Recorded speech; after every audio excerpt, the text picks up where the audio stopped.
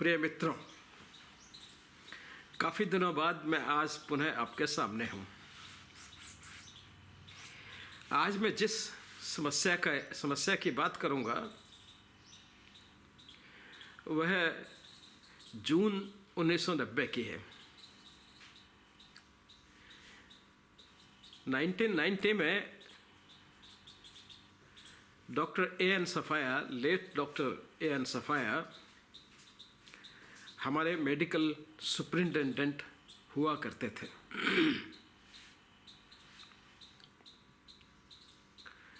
और उन्हीं के समय में एक पत्र हमें प्रेषित किया जाता है किसी एक पृथ्वीपाल सिंह नाम के व्यक्ति द्वारा,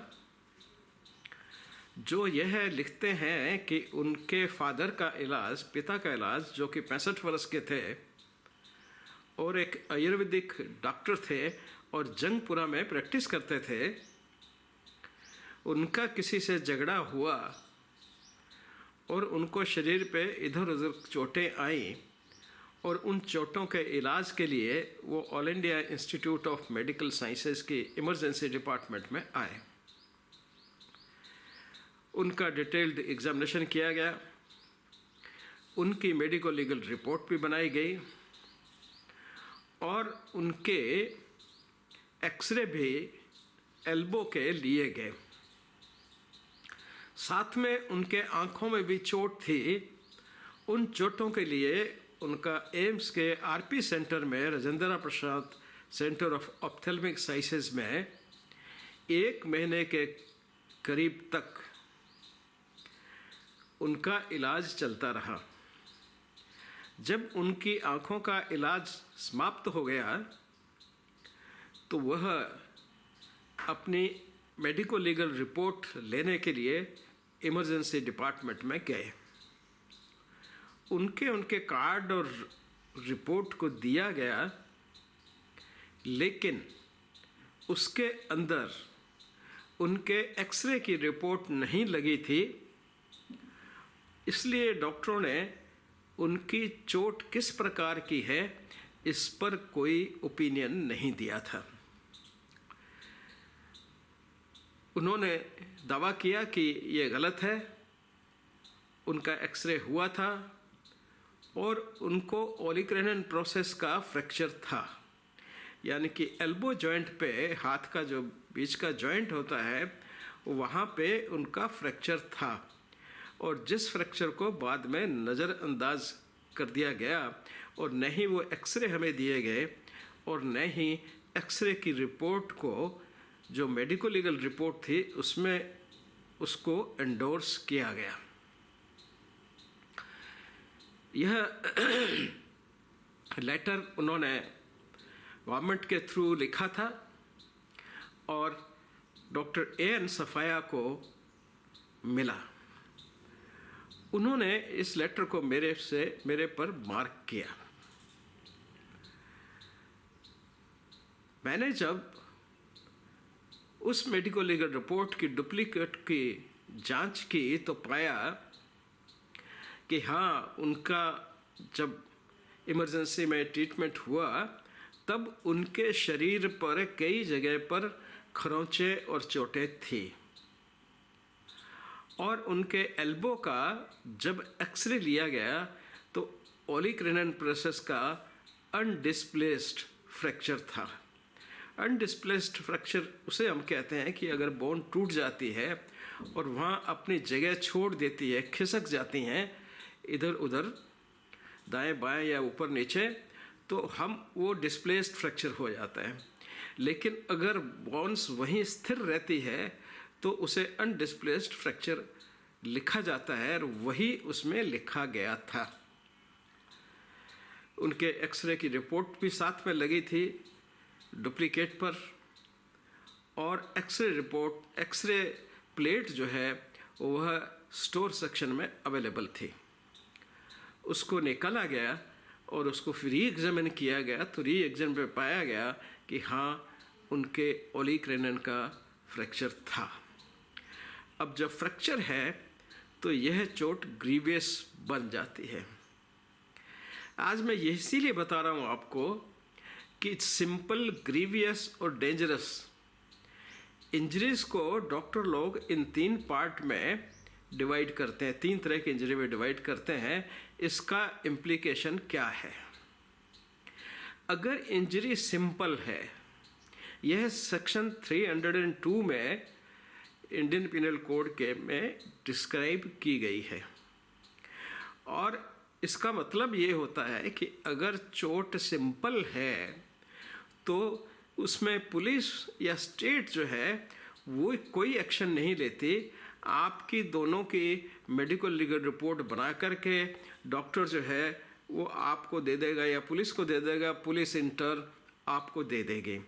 अब आप पे है कि अगर आप प्राइवेट केस करना चाहते हैं उस व्यक्ति पे कि मेरे को इसने हमारा झगड़ा हुआ और ये चोटें हुई, तो वो आप पे निर्भर करता है और उस व्यक्ति पे निर्भर करता है। दोनों कोर्ट में जाके उसकी रेमेडी ले सकते हैं, लेकिन स्टेट जो है, पुलिस जो है, वो उसमें कोई एक्शन नहीं लेगी। इसी सेक्शन 320 में 8 तरह की इंजरीज को डिस्क्राइब किया गया है, और जिनके लिए कहा गया है कि अगर इनमें से कोई भी एक तरह की चोट है तो उसको ग्रीवियस हर्ट माना जाएगा। ग्रीवियस हर्ट डेजिग्नेट होते ही उस चोट को मान लिया जाता है कि यह ग्रीवियस हर्ट है, और ग्रीवियस हर्ट के लिए जो पुलिस है उसको तुरंत एक्शन लेना होता है। अब पुलिस उसको उस व्यक्ति पे नहीं छोड़ सकती जिसके चोट लगी है। पुलिस अपनी तरफ से एक्शन लेती है और सबसे पहले उस व्यक्ति को जिसने इस चोट को प्रोड्यूस किया होता है उसको अरेस्ट करती है, और उसके बाद में इसको ट्रायल के लिए कोर्ट में सबमिट कर दिया जाता है, और कोर्ट ट्रायल के बाद सज़ा निश्चित करता है कि चोट लगाने वाले को यह सज़ा दी जाए। उसके लिए सारे दोनों तरफ से अपने जो गवाह है वो प्रोड्यूस करते हैं। ये सारा कार्यक्रम पुलिस की तरफ से होता है, यानी कि स्टेट की तरफ से होता है। उस पेशेंट को, मरीज़ को या जिसके चोट लगी है उसे अपनी जेब से कुछ भी खर्चा नहीं करना पड़ता, लेकिन जिस पे चार्ज लगे हैं, जिसने ये चोटें की होती हैं, उस व्यक्ति को अपना वकील करके अपने आप को डिफेंड करना पड़ता है, सिद्ध करना पड़ता है कि यह चोट मैंने नहीं लगाई है या क्या सर्कमस्टांसेस थी जिसमें वो चोट लगी, और उसी के आधार पे उसको पनिशमेंट मिलता है। ऐसा ही डेंजरस इंजरीज के साथ होता है। डेंजरस इंजरीज हम उनको कहते हैं जिन चोटों से उस व्यक्ति को तुरंत मरने की स्थिति क्रिएट हो सकती है, वो मर सकता है अगर उसका इलाज नहीं किया जाएगा। यानी कि उस इंजरी को नेचुरल कोर्स में इवेल्युएट किया जाता है कि अगर इसको ऐसा ही छोड़ दिया जाए तो इसका इंजाम क्या होगा, और विद ऑल प्रोबेबिलिटी अगर डॉक्टर ये समझता है कि ये चोट होने के लगने से इसकी मृत्यु संभव है नेचुरल कोर्स में, तो वह उसको डेंजरस लिखता है। और डेंजरस बनते ही उस इंजरी को अटेम्प्ट टू मर्डर में काउंट कर लिया जाता है, जो उस ग्रीवियस हर्ट से ज़्यादा पनिशमेंट आकर्षित करती है। तो इस तरह से इन चोटों का डेजिग्नेशन से या इनका नॉमिनक्लेचर से या इनका नाम लिखने से बहुत फ़र्क पड़ता है। अब इस केस में जैसे ही इस रिपोर्ट को ग्रीवियस लिखा जाएगा और ग्रीवियस सर्टिफाई होके पुलिस के पास पहुंचेगी, तो जिस व्यक्ति ने ये चोटें प्रोड्यूस की गई हैं उसको वो तुरंत अरेस्ट करेंगे और उसका इंटरोगेशन शुरू होगा, और फिर सब लोगों के बयान वगैरह जो आई विटनेस हैं या बाकी तरह की परिस्थितियां हैं, उन सब परिस्थितियों को पेपर पे ला करके विटनेसेस की लिस्ट बना करके कि हाँ यह ग्रीवियस हर्ट बन रही है या डेंजरस हर्ट बन रही है, तो उसको कोर्ट में दाखिल किया जाएगा और लंबी ट्रायल के बाद में उसका सज़ा का प्रावधान होगा कि उसको क्या सज़ा दी जाए। तो यह इसका महत्व होता है। लेकिन क्योंकि पहली दफ़ा इस चोट को सिंपल इंजरीज के रूप में चली गई थी, बिना डेजिग्नेट किए हुए कि सिंपल है, ग्रीवियस है, इसलिए पुलिस ने उस पर कोई एक्शन नहीं लिया। लेकिन जब उसके बेटे को पता चला कि इस तरह से है, तो उन्होंने इसकी कंप्लेंट गवर्नमेंट से की। गवर्नमेंट ने वो लेटर फॉरवर्ड किया हमारे मेडिकल सुप्रिटेंडेंट को, डॉक्टर ए.एन. सफाया को। उन्होंने मुझे डिप्यूट किया और मैंने वो सारी पुनर्रूप से एमएलसी और जितने उनके रिकॉर्ड थे उनको निकाला गया और देखा गया कि हाँ, एक्सरे में ऑलिक्रेनन प्रोसेस का अनडिस्प्लेड फ्रैक्चर दिखाई दे रहा है और यह डायग्नोसिस भी की गई थी। गलती से उसको एमएलसी पे एंडोर्समेंट नहीं किया गया।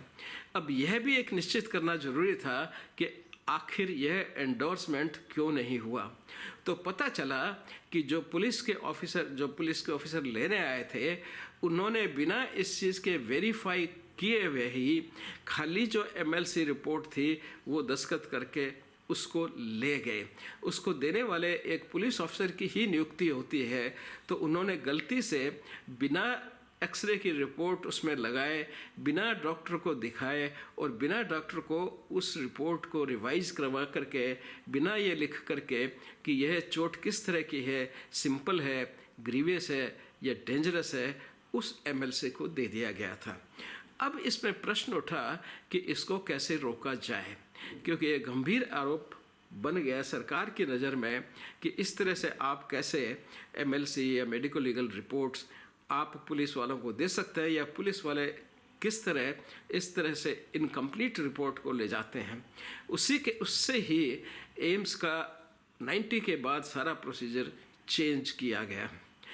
यह हर रजिस्टर में जितनी रिपोर्ट्स होती थी उनको हमारे डॉक्टर्स वेरीफाई करते थे, काउंट करते थे और ये लिखा जाता था रजिस्टर पे कि इसमें इतनी एमएलसी हैं, इतनी कंप्लीट हैं, इतनी इनकम्प्लीट हैं।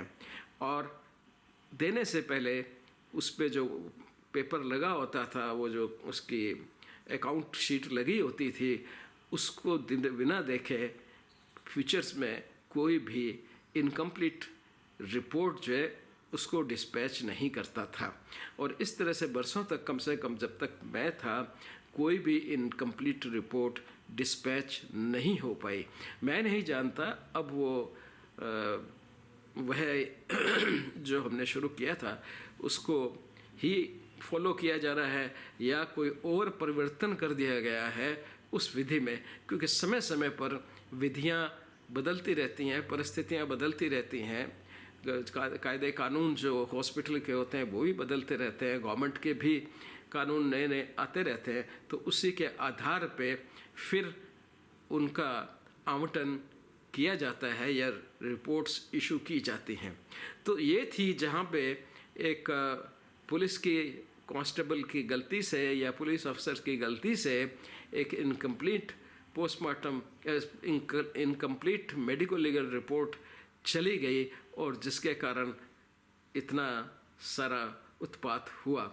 धन्यवाद। फिर मिलते हैं एक नए केस के साथ।